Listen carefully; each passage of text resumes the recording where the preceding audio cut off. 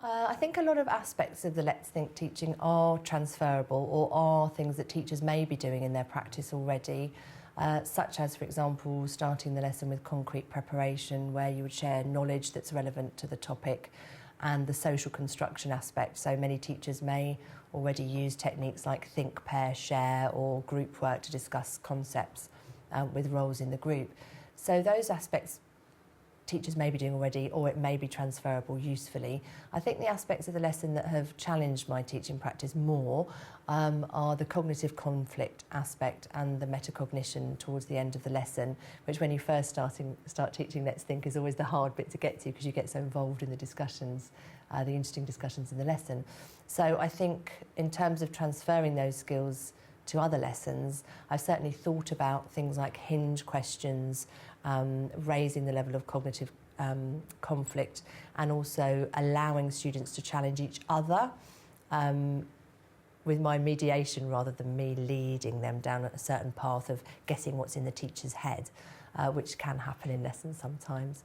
So finally, the metacognition aspect,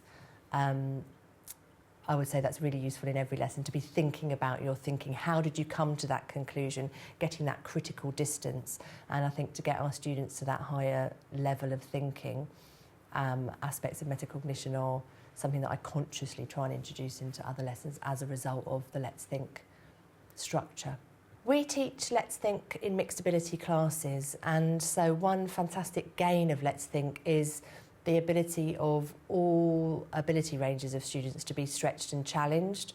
So the thing that I love about Let's Think is that you sometimes get the most insightful answers from the students that you might not expect them from, because the method of teaching and the posing of the questions elicits answers from all students.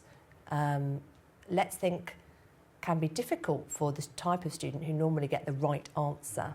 So you challenge the high ability or the right answer students, if you like, by putting them on the spot, so they're challenged, but they're also discussing in their mixed ability groups, so you therefore raising the challenge for all students as well. So I think what my students get out of Let's Think is the excitement of the cognitive challenge, because they will always be made to think hard and there'll be that cognitive dissonance within the lesson.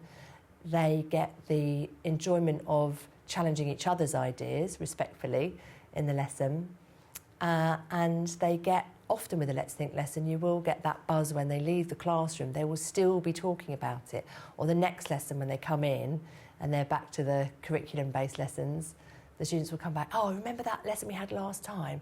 I thought about something else I'd like to do to Paula Brown's snowsuit. What I would do is I'd put it in a rocket and then I'd shoot it over her fence. They'll come back and they'll keep thinking about it after the lesson. So I think the legacy of the Let's Think for the students is that they are made to think and then that they keep on thinking. Let's Think lessons have enabled me to change the structure of my lessons. And instead of me providing students with questions and they give me answers, they were asking each other questions and enhancing their thoughts and sharing ideas. So I was just sort of directing the conversation, and they were doing all the talking themselves, and they were coming up with different ideas. In different lessons, you can have different topics being brought up, so it doesn't only help the lower ability, it also helps the more able students to be aware of the fact that you can have different maths topics built into one investigation, which enable them to explore various different topics within one lesson as well.